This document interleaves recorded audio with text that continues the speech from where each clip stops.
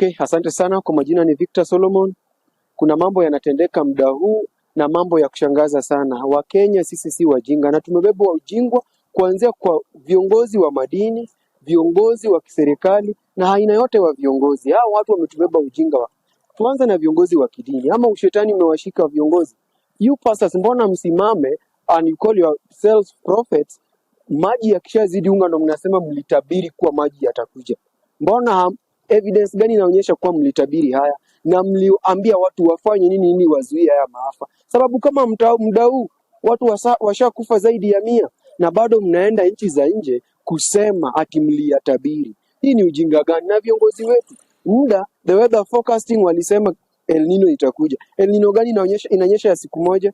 And here you are here telling us that you took the precautions. And let me tell you, the Kenyan government, we are not fools. The resources which were set aside for El Nino to rescue the lives of Kenyans, mshakula. Now it's time. Our people are dying. Look here. Just check behind me. It's overflooding. People are dying. People are moving. We have nowhere to go to. Where do you want Kenyans to go to? Kindly, the government of Kenya. It's high time. Mtuambie ukweli. 8 billion was set aside to buy boats. The only thing we see you doing is to be live on TikTok. You want us not to blame you, yet you are doing nothing. Or do you want us to die first is when you buy for us caskets?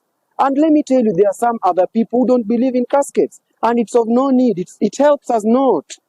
We are Africans and Africa is our business. So for you to help Kenyans, as at now, if you can see it very well, people can't even cross without the bridges. Our bridges are going down. The bridges are cracking just because of the overfloods.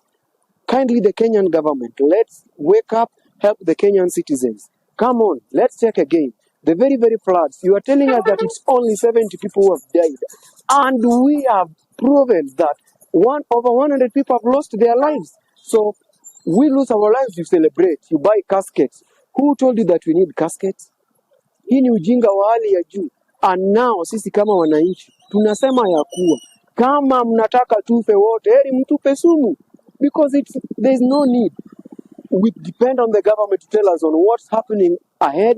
For example, the weather forecasting corporation, you told us nothing.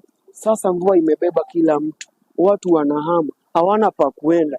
Even the landlords here, huwezi hamia nyumba ya mtu bila deposit. The state of economy iko juu. Mtu hawezi afford hata kulipa deposit. Yet you people are here. The only thing you are distributing is nets. So are nets remedies to floods? Ama mtu anaweza kuwa kwa net kama kumenyesha? Tukiwauliza, the boats which were to be buy, zimeenda wapi? Where is the 8 billion?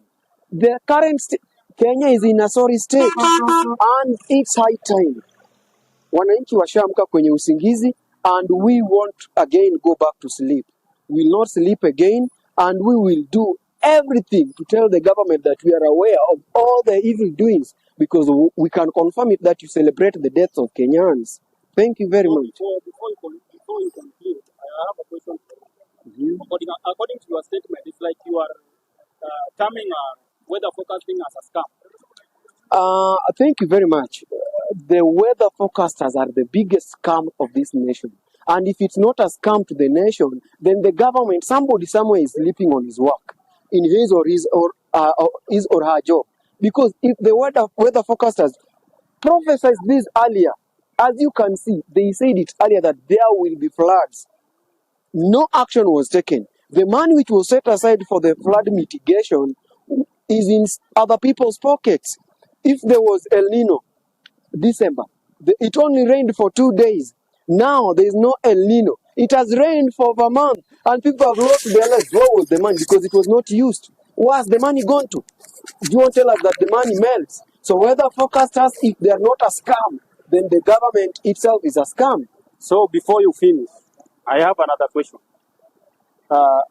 What action do you think the government should take should they dismantle the weather forecasting sector? Because if you see, each and every sector, the government is setting aside funds or to help running the daily activities of irrespective of the sector. Let's say this one for weather forecasting. Do you think government should dismantle this sector so that we just forget about it? Okay, number one, Thank you very much again for your question. Number one, what we have to know, the weather forecasters at the government Yeah. and the very ministries Yeah. concerning the natural disasters like this, the natural calamities like this one, they are all scammers. Because number one, the weather forecasters prophesied before, Yeah. and they said that there will be floods, Yeah. and the money was set aside Yeah. for the government. Yeah. And these people are the very people in the government. Yeah. If the weather forecasters saw it earlier kuwa hii mambo haitafanyika, si wangeambia wanadamu wahame. So both the department and the ministries on this issue should all be dismantled and they should leave us alone. There's nothing, they are helping us with nothing. So it's needless. So I think the weather forecasting, they raised an alarm last year, not this year. Okay, now we are in May or June. May. Days first. Yeah, days first. Labor So, Day. according to my assumptions, is that the weather forecasting, there is nothing like that. Why do I say so? Because they predicted there will be floods last year, you know. Then it only rained for 2 days. It rained only for 2 days, and it was not heavy and causing floods like this. Then all of a sudden it went missing, you know. Then this year, this is the 5th month of the year, there is floods. So in what frequencies does the weather forecasting operates? Because they predicted the weather last year. Let me say it is now 6 months, then it is happening. Should they have some difference, you know? If they predict it, or maybe after 2 weeks, it starts raining. Not months. Do you think there is something wrong there? Oh, thank you very much, my brother. What I want to tell you is that now, Yeah. if you are a Kenyan living in Kenya, Yeah. know that every entity within the government is a scam. It's a scam. And they lie to Kenyans Yeah. on daily basis. Mhm. Because if this was predicted last year, Last December, year. It's now December, 6 or 7 months. it's I 6 guess. months. Yeah. And the very month they predicted this, it rained for 2 days. Yeah. And this, as at now, they predicted and there was money set aside for boats, as we said before.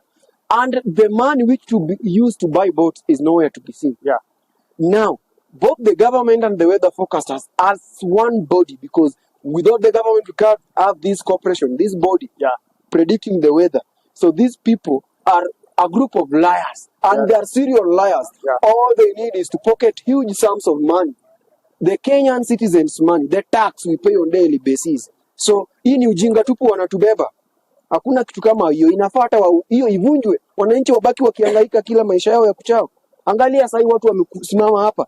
Watu waona pa kuenda, wamehamishwa. Look on the other side. Maji imeingia kwa majumba. Angalia huku, ile ni kanisa. Watu hawezi ingia. We can't go to God because the water is overflooding. Yeah. The flow is there. The river has broken its banks. Where do you want us to go? And you call yourselves weather forecasters. What do you help us with? And why are you taking our money too? Very foolish. In fact, everybody there is a fool.